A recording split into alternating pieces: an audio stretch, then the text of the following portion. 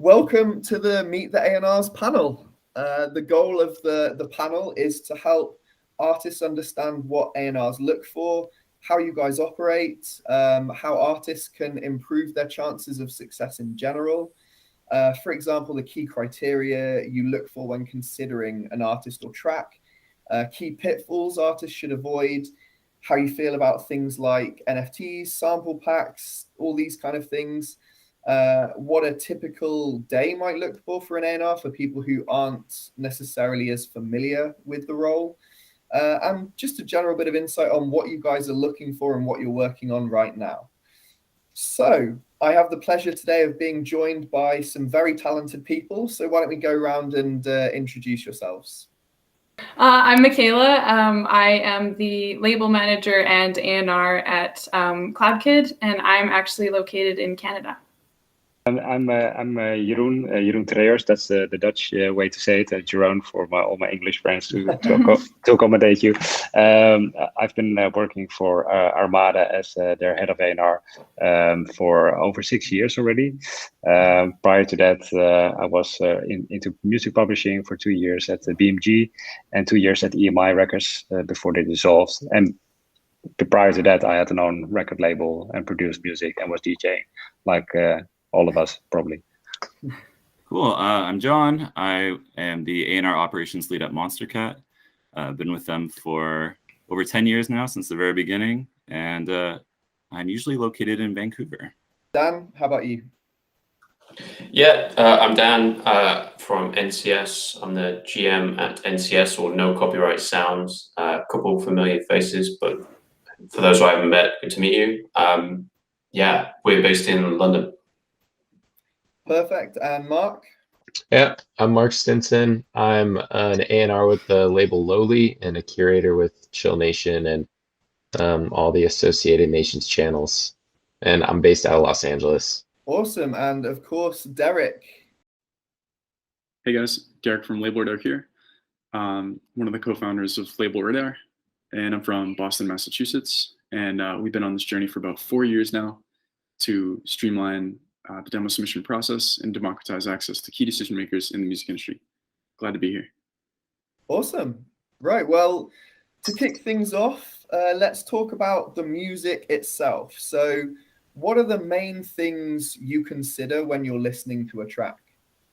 I'll just kick things off. But yeah, I'd say for me, the things that I look for the most with music is the melodies. It's something that's going to be grabbing my attention, and I wish that there was like a formula I could say that is what sticks out or is what stands out, but it's really like a lot of feeling. Like when I do like a song and something feels unique and is something that I really want to support or learn more about the artist, or just something that grabs my attention, it really is a feeling that just kind of like hits you in your chest.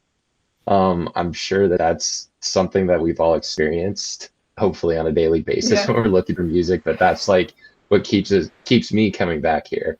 And that's the first thing that I really notice when I'm listening is the actual melodies, if it's something that is going to grab my attention. And then that's when I can start listening more, like if there are lyrics in the song, diving into that, and then just following along the journey. And then but the first thing I always notice is the melody.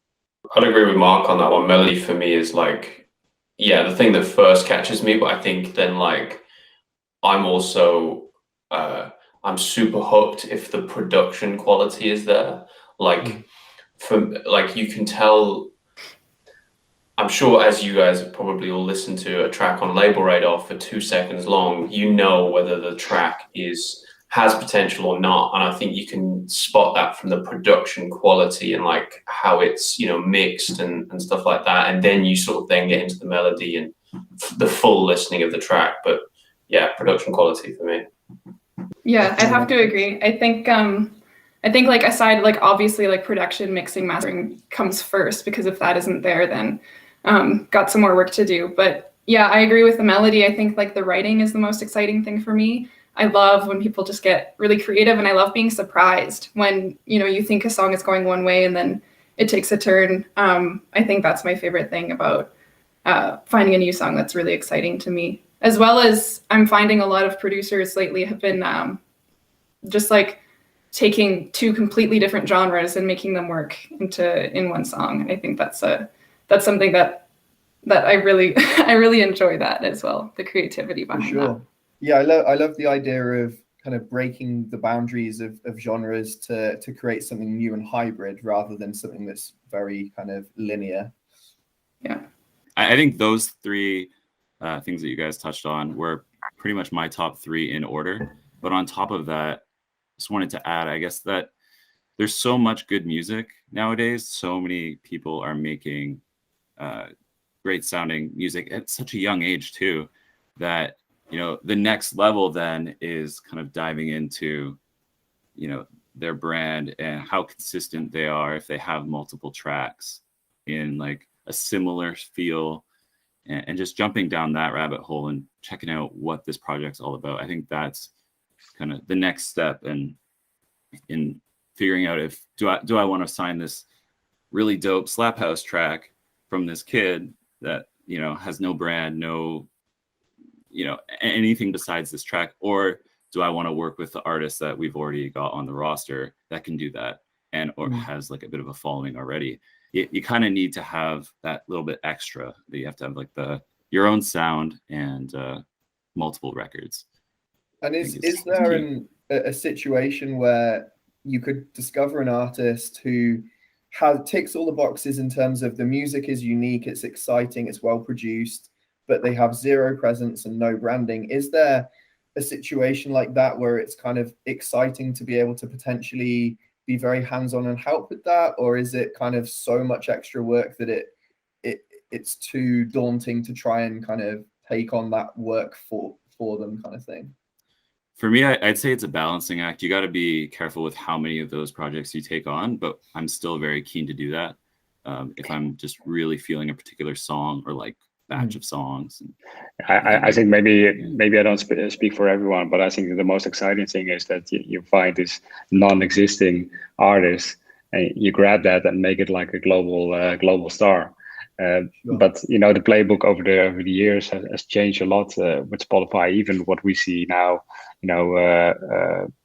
well, somewhat post-COVID, you know, there's such a high saturation on the streaming platforms of everybody like almost vomiting their music out. You know, so how can you ever break an artist, you know, with so much competition? Right. I think somebody told me there was like on a daily basis 20K uploads to new music to Spotify. You know, so question is, you know, how even with the labels and our operations behind us, you know, how can we make a difference in some cases? It's exactly it's a long-term game. There's millions of tracks with no plays, right? You know, so yeah. And do you find when you are kind of reviewing demos, scouting for new music, is there a particular time of your day that is best for that? Do you fit it into a regular slot, or is it kind of when you're in a certain mood, you feel like now is a good time to listen through songs? Like, how does that work? I've got a slot reserved on the Friday for my weekly LabelRadar dues, but to be honest, most music I find and listen to are, let's say, not office hours. You know, because my head, you know, the headspace is there. You know, you're not like in your daily routine, and obviously listening music is part of the routine. But sometimes actually listening to the music, you know, and take time for the music, you know, I find it more like, you know, between 8 o'clock, 9 o'clock my time in the evening, you know, the house is quiet and you just are browsing. I think that's the best for me personally. I was going to say on the mood thing that you mentioned, like I have definitely noticed that just listening to music, if I'm in a bad mood, I'm like, no, declined, I hate it. And then the next day I'll have another listen and it's like, oh no, actually. So I think I think there's definitely something for that for me. Like I try and listen to the demos every Wednesday with the team, but it really can be, if you're having a bad day, it's probably not best to listen to people's precious work that they want you to, you know, review. Sure. Do you guys have a limit to how many or how long you'll listen to demos in a certain session? An hour. I mean, we do like an hour and a half, 2 hours max. Yeah. Yeah, I don't think I Yeah. put a time limit on it, but I think it's more of a exhaustion thing. After a while, it all kind of starts sounding the same, and I like don't even know what I'm listening to anymore. So I think it's at that point that I shut it off. What about you, Jonathan? We've got a bit of a unique setup at Monstercat. So I'm not the one actually going through all the public demos. We have someone on the music team that's doing that.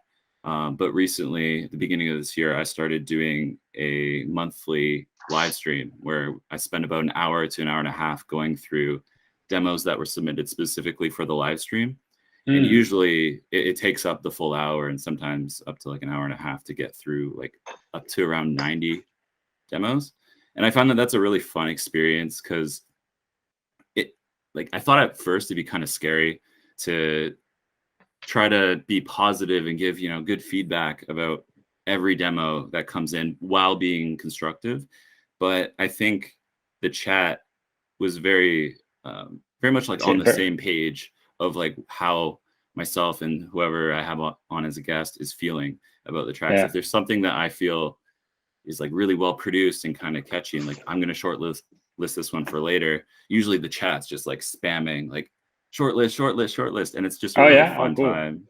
Yeah, there are a few times that the chat gets really excited for just really crazy like randomness, I guess, like really unique sound design, and it might not be like production wise at the level that I'm feeling is great for us, but I hear where they're coming from too, because to them they don't hear how like maybe like the snare doesn't really sit right, or like the bass sound design doesn't sound like on par with what's like popping in dubstep right now.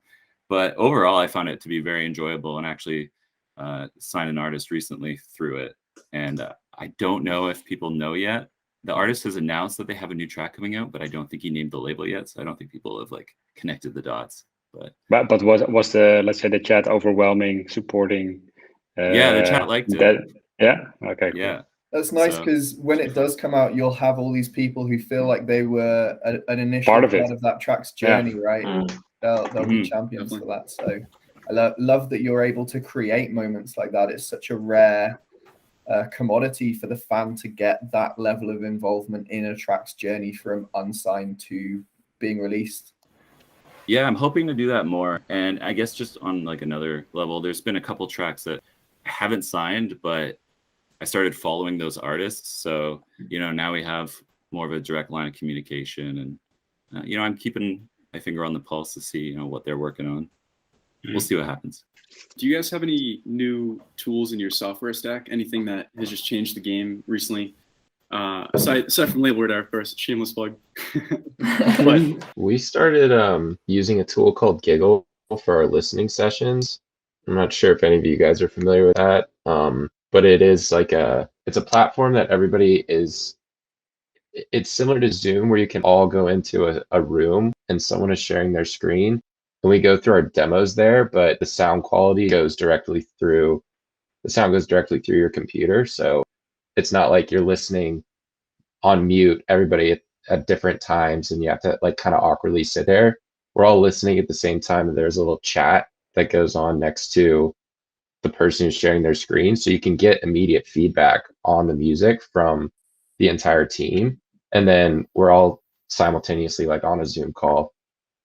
And so once the song ends, we all just like jump into it and either share the excitement of the song, like share immediate ideas that you have about the artist, or share that this isn't really doing it for you. But it's actually like a really fun way for us to all come together, because our office has been shut down for the last year and a half, and when we get to all like listen to the music together once a week, it just gets that excitement and the camaraderie going, and then just a look into what projects people are working on, what's coming up. I was actually wondering about that, how everybody was dealing with like team listening sessions, in these days. I think it's for us, it's it has been challenging, and we sometimes break it up in smaller groups. But we've got a team of the A&R team is around 10 staff members. with the US team and the UK team involved. So to get everybody on board and share music and comments, it's a little bit, let's say, it's difficult. It's not like and you miss the actual feel and interaction of the room, right? What happens in the room. You feel the energy or you feel excitement coming in. And then generally that's what I've been missing on event side as well. The whole interaction and the crowd reaction. I know in the States there's a lot of shows happening. We're in the UK as well, so I think everywhere except for the Netherlands. So it's I really miss that. It's very true. There's definitely something to be said for sometimes music just hits that little bit different in different circumstances. We had a staff party, which was very like a small setup. Everybody was checked, in terms of, let's say, Corona check app and everything, and we released this remix of LP Joby, a 10 Snake remix, and it was a great mix, but one of my colleague DJs, he played it during the staff party, and you saw the interaction, and I was like, "Holy shit, this is a great remix!" I never realized, because it was just passing by and just was like, "Oh, okay, it's good." But that when you see it in full effect, it was like, "Holy shit!" That's really what's I personally miss the most. That's for dance music. There are just limited dance floors. Where you see the full effects of our music. That's frustrating. So on to the next question, which is, are there certain sounds that are an instant no from you? Like I've sat down with some of you in the past to listen through demos and stuff, and there are really quick reactions taking place sometimes where it's like you can tell obviously straight away that the production quality isn't as good, the melody hasn't quite grabbed you, the synth, for example, is something that is just too overused, or are there certain things that are just an instant no from you guys? I was going to mention, not that it's an instant no, but if it's the same splice vocal, and I love splice, don't get me wrong, but if it's the same splice vocal I've just heard 6 times in another 500 demos, it just immediately is a turn off. But I would say having some sort of unique vocal is always best to aim for, personally. For me, turns me off a little bit. Yeah, I would say the same. Yeah, same thing. Just like when someone buys a beat and I've heard the same beat like 8 times before, it's just like instant no. Like they all kind of sound the same. Those like someone will rap over it, and they're not that different. So it's a no for me. Yeah, the splice vocal thing isn't like an instant no unless we've already signed a track using that vocal. Then it's like, but more people are going to notice this, and it's just not going to. It's not going to be well received. One time I had an artist. We already had the same situation. We already had a track out with that splice vocal. And then another artist, offered a track with the same vocal, which was also good. And then I just call it a remix. That's what I suggested, but he wasn't buying that. So what I did was actually I just googled or I put in Spotify like the title, and then out of, let's say, the 30 results, at least 10 of them was that vocal. So I was like, okay, just forget about this. Yeah, that's really interesting. I guess there's a tip in there for artists, which is don't title your track the obvious from your vocal sample as well. Do you come across instrumental used samples as much as you do the vocal ones? To me, it's mainly just the vocal ones that I tend to hear quite often. But I do think what a successful version of using a vocal would be not just slapping it on at the end and going, boom, all right, great, I've got a track. It's,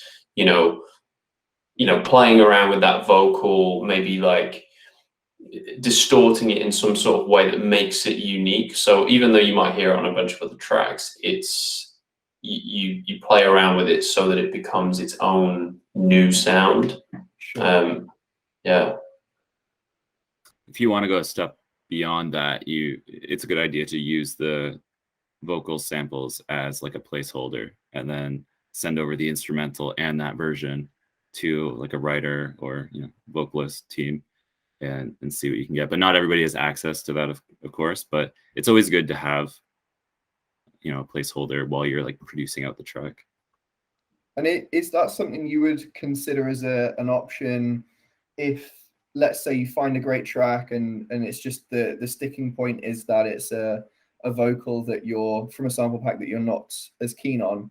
Yeah, we definitely work with artists to connect them with people to redo a vocal if we're like really feeling the production, but the artist is at like a level in their career where they're not really linked up with anybody and they're not really confident in reaching out because, you know, they haven't had any success yet. But now that like there's a label interested, we can kind of team up, work together to find like a replacement. And sometimes it works out well, sometimes it's like a bit more tougher because you always look back at that placeholder and it's like, oh, it fits so well.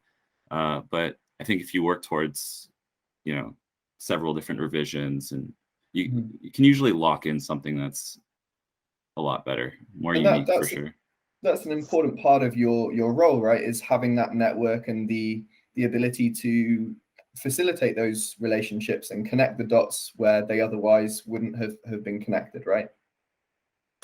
I was going to add to it. We've kind of got a similar sort of setup now, where we used to just, you know, we would get our demos through LabelRadar and it'd be a yes or a no. Whereas now we've got a team in place that connects those dots. Like you know, if we find a track and it's like, oh, you know, it just needs a different vocal or it needs a better mix, we then have an internal team that can then go to our artist and go, you know, who would be best to get on this, and then try and put something together. The issue that we've got with that is then, say if you pick up 1 or 2 of those demos a week, those demos could take 4 to 6 weeks each to work on, and then you start having this pile of like 25 in progress demos that becomes a lot of work. But I think it's something that we should be doing, but I'd love to get advice on, you know, what everyone else is doing in terms of like how you manage that process better and kind of be quite efficient with it. Yeah, it's really choosing your battles a little bit. I think, you know, where do you invest your time in? I think by the time you found a track, the profile, you know, of the artist is still, let's say early, and but he has or she has more tracks lined up that you think like, okay, this is something. There's definitely something in here. You know, and the sound quality is maybe you know, above average. You know, then you know you've at least got something to work with. Yeah, for me, I tend to look away from a lot of, let's say, very labor intensive projects. Not only because I'm too lazy or don't want to spend time to it, but it's more, let's say, just we want to also have a little bit of a bottom line of artists we attract for the label, and you know, and fit the roster at some point. You know, we picked up one artist actually through LabelRadar, Scorch. You know, just because of the sound quality and stuff like that, we were immediately like, okay, this is something here. The guy has multiple tracks lined up. It's a decent quality. You know, we can link him up with the right guys and market him and sell the music, because it's a business in general as well. But I think also, you also again want to find that diamond in the rough and polish it and make that global success. So it's Sure. Where do you start sometimes? In an ideal world, it's both, right? Just important to note that like you don't have to have everything all sorted out. Like you don't have to submit a release and have your album art ready to go and all that. But sometimes having those things already just makes it even more appealing for the A&R. Like, oh, they've got their brand figured out and they've got artwork for their next 3 singles. Like that's literally just pull the trigger, send the contract out, and you know, you can get that discussion going, get it all slotted in, ready to go. And also, if they are passionate, like if you can tell that they are passionate to work hard, like we work with some artists that, you know, are almost day one, but they it's clear that they're so passionate about creating content or working with the label team and doing anything that they can. Whereas some artists that might be, you know, a bit more successful are just like, I don't care, just put my music out and get me 10 million streams. I think I prefer the really passionate artist that's going to get 100,000 streams versus the I don't care, just give me streams type of thing. That's a big one for me. Yeah, I agree with that totally. I think they're so much easier to work with and connect with, and you can like brainstorm and bounce like ideas off of each other. And I find like so much more creative ideas come out of that, and I love that. Passionate artists. We want to enjoy our jobs, basically. If this is our jobs, then we work with people that we enjoy it with. So yeah, so you can't force someone to be passionate about something, can you? Yeah, a big part of the rollout is engaging with the community. So you want to make sure that they're, you know, submitting for the right reasons. They actually care about the community and want to be a part of it. And how much do you look at it as a kind of track by track basis versus long-term development of that artist becoming part of the kind of rotating roster on your label? I think our golden rule is that when we pick up a new artist, we want to make sure that they have at least 3 tracks ready to go. That way we can at least get, you know, maybe 6 months, 5-6 months of releases all scheduled out, nicely spaced apart, and just have more of a longer campaign. And ideally, by the time the 3rd one comes out, we've already got the 4th and the 5th. That's the whole idea.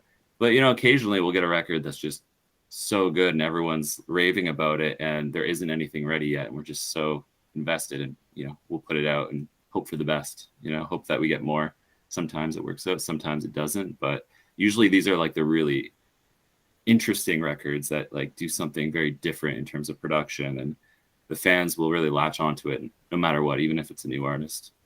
Sure. Yeah, and I find that those are newer artists as well who are doing that, who are just like trying something completely new.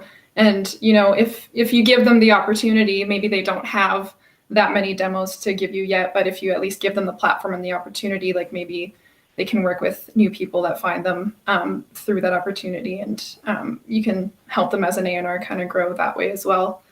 So it's a fun thing to do. Definitely makes sense. And I feel like one of the kind of themes here that we're kind of dancing around a little bit is how many different skills a modern artist needs to be honing in their skill set. You know, they have to obviously be good at the music production, but then there's so many other things, whether it's, you know, marketing, branding, content creation, all of these other elements that go into being a successful artist that before you can build a team, you kind of have to be able to do yourself. What would you say is the most important thing, aside from obviously music production, the most important skill for an artist to be working on right now? For me, I think just all-round communication. If you can communicate with people properly, especially in the music industry, in the business, social media, I think you can get quite far with that. I think it's also I think that's the skill that you need to have, but it's also being clear on what your expectations are of other people that you work with. I think there's some artists that might expect certain people or labels or companies to provide them with something. I think go into relationships with, you know, kind of an equal, you know, collaboration and communicate properly what you're expecting. Yeah, one of the biggest pieces for me that I've seen in artist success over the last year is just having like the courage to put themselves out there, and showing their face and willing to introduce themselves to fans and communicate with fans and build the community. Because I think a lot of the times in the past, people were able to just like rely on their live performances or DJ sets or something that's in the real world that they're able to build a fan base from. But now, unless you're willing to be a content creator or hammer out emails or engage with people on social media, it's very hard to get discovered and build that community. So outside of music production, it's just like having the gusto to go out and put yourself out into the world and not be afraid of what people say about you is one of the biggest pieces over the last year that I've seen. For sure. And that kind of theme of engagement and nurturing your community of super fans is so important in terms of 100 super fans is way more valuable than 10,000 listeners. What you can do when you've curated that relationship to the point that you've got your army, so to speak, of super fans, it's so much more valuable. And I think a lot of artists lose sight of that in their pursuit of higher streaming numbers and stuff like that. Whereas if they take care of the small things like replying to comments and being present in their community of people who are listening to their music and are reaching out to them, the bigger numbers take care of themselves to some extent. Absolutely. Yeah, and I've even seen it translate into the live space a little bit now that we're getting into it, where an artist that I worked with was able to get on a support act for a touring act based on their Instagram engagement is why they picked them, which I had personally never heard before, but I was pretty shocked by it. And yeah, that is something that people are considering a lot more nowadays. Well, I think the music doesn't just speak for its own now, whereas I think people used to appreciate and really like love music and would buy records and really like, appreciate the value of music, whereas I think the value of music now is much less, and you attach more with the person that's made that music. It's a hard discussion. It's a hard discussion sometimes, with artists say like, yeah, but my music sells me, so why do I have to invest in social media? I still have those conversations sometimes. I was like, where do you start?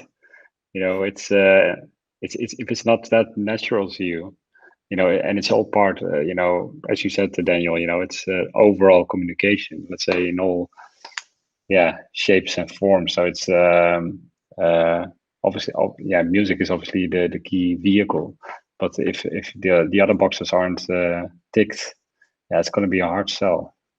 Well, I think it's something that compares in another industry at the moment, which is a hot topic, is like YouTube and like TikTok influencers being professional boxers. They're having boxing matches which are selling out more than the professional fights, and it's because of their social influence. And I think that's where like it feels like the music industry is like, you can become an artist and music can kind of be secondary to you having an artist profile. It's totally like interesting where it's going. Around this kind of topic, what would be a red flag for you? Like you find a track that you like, you do a bit of due diligence around the artist, and what would be a red flag at that stage? We always feel that it's important that the artist has at least a little bit of a sense of the music industry, or have let's say a professional team around them, especially if we're, for instance, like Jonathan mentioned, we start with a 3-track deal. Our intention in general is always to end up with a long-term career with the label. But if the team is not in place, or let's say there's unexperienced management and stuff like that, could be a reason for us not to extend that deal, because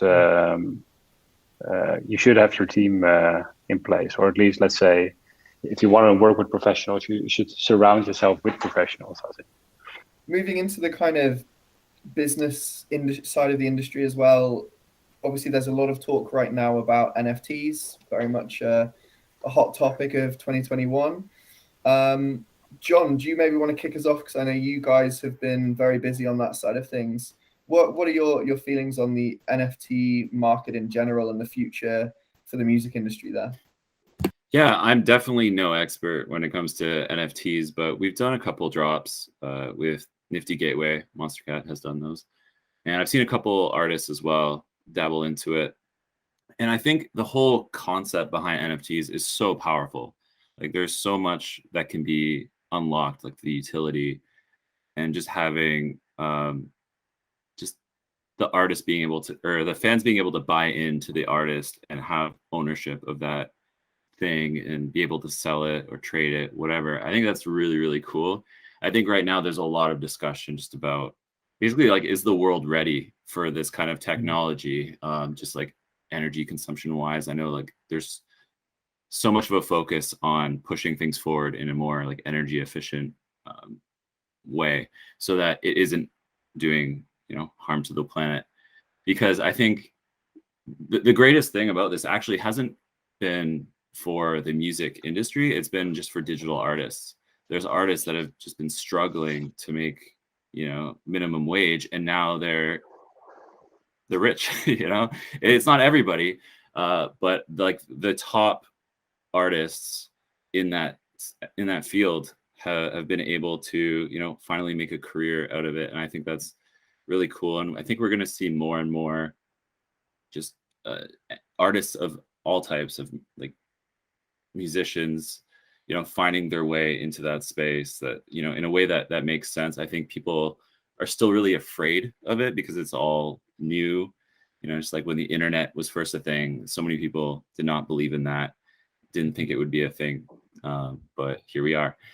So like, I think there's still a lot of technology that needs to be like built and more like efficiently and stuff, but there's definitely some people on our team that have like a really good understanding of what the next wave is, and like we're on top of that.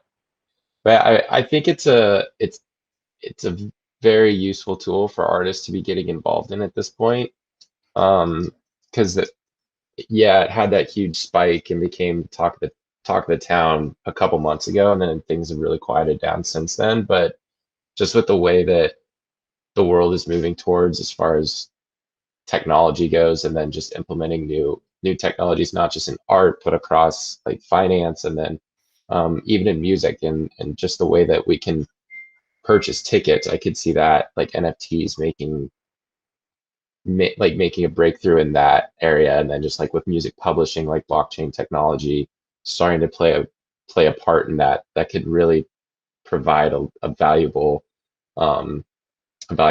solution to some of the holes that are within a lot of the areas of music. But just with NFTs in general, I think that having that be a part of extending your artist project into a new fan base, and then just having that extension to yourself and understanding that like area of cryptocurrency and then just digital art space is very important as an artist. And when I first heard of NFTs, I was like, oh no, not this again, and it was just major eye roll.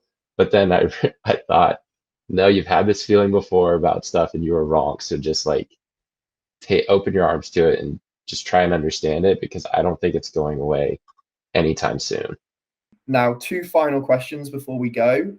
First of all, what music, what kind of styles, what are you guys excited about? What are you looking for right now when it comes to your demo submissions? Genres wise, I love at the moment I'm really into sort of like pop electronic stuff that's gonna, you know, cross over into that pop realm. I've recently been working with a couple of artists that have been making, you know, sort of 80s, 90s throwback vibe. Nostalgia is in, right? Oh yeah, totally. Like I'm really into that sort of stuff at the moment. Yeah, that's it for me, that sort of genre. But you know, I don't want it to be that everyone now just submits that sort of genre to me. There's other stuff as well. It's the same kind of thing. I think we work with what I'm excited about, like an alt pop, like electronic vibe, but sometimes I just like rock in there. Sometimes there's funk, like just like I was saying earlier, just any like crossover of genres with that like bass kind of electronic twist to it is really exciting. Yeah, love that. That's personally where I'm at in my kind of casual listening habits as well, is that kind of hybrid of taking elements of what I love about electronic, but showing me it in a new context, like you're saying. Yeah, totally.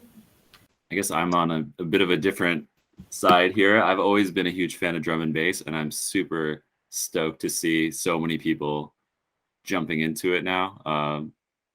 And I'm just really open to that and helping them, you know, fine tune their snares so they don't sound like dubstep snares and, you know, all that.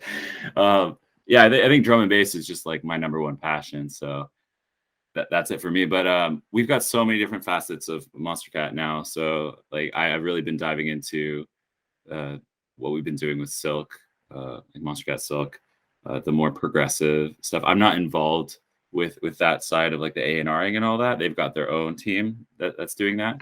But I've been really getting into that recently. And with the Instinct stuff, we've been able to lean a bit more into like the pop EDM side and like get more high quality vocals, and just some of those tunes are so infectious that I can't help but bounce around when I'm listening to them. Crab rave tier infectious. Oh man, yeah, we need crab rave too for sure. One day. Yeah, from our side, we've always been signing, let's say, in the broader sense of genres throughout electronic music. Personally, I'm currently really, invested in, let's say, some more, let's say, ethnic sounds like African or South American, like traditionals. Elements into electronic music that could be more, let's say, in the melodic techno space, or let's say house or stuff like that. But overall, it's always been about melodies, and the prog side is doing well, and we also see a spike in some of our releases being released in 2017. We've got the track currently from Tin Liquor from the catalog, who's doing like insane numbers at the moment, like 600,000 streams a day, and which was released in 2017. And we had a couple of examples. I don't know what's with that year, but something has been triggering those titles in the catalog. So it's still a very dynamic and interesting market. You never know where success can come from at this point. For sure. I'm at least 10 of those streams, 10 liquid streams. Huge fan. Yeah. So good. Thanks. I think that circles back slightly as well into what we were saying earlier about the social media side of things, where we live in an age now where one TikTok video can take a song from your back catalog and blow it up in hours, days. So it's definitely an exciting time from that perspective as well. I didn't want to prevent you, Mark, from answering that question, so we'll cut back to that. Thank you. I'd say there's a lot of rock elements that I've been seeing move into like bass and electronic music that I've been a big fan of. And I think that that's happening because a lot of people probably grew up listening to like alternative rock music and like the emo type stuff, and a lot of the artists that are making it nowadays are kind of getting back to their roots and bringing that back into their music. So that's stuff that I've started to take note of right now, and I'm looking for more artists who are doing that. And I've seen some people like Son Holo did that with his last album, which I thought was really cool. And then you're even seeing it in the hip hop space where people are crossing over into the rock space. So I think that that's a crossover that's really going to become prominent in the next couple of years. Very cool. And finally then, for anyone who is watching this and is thinking, I want to send you guys my music, what's the best way for them to do that? LabelRadar. LabelRadar. Awesome. Well, thank you again so much for your time. I think there were so many gems of wisdom in there that hopefully anyone watching the panel has come away from it with some valuable information. So thank you very much for your time, and look forward to seeing what music comes out from your labels in the future. Thanks, guys. Appreciate Thanks it. for having us. Appreciate it. Nice one. Thanks so much. Thanks for having us. Bye, guys.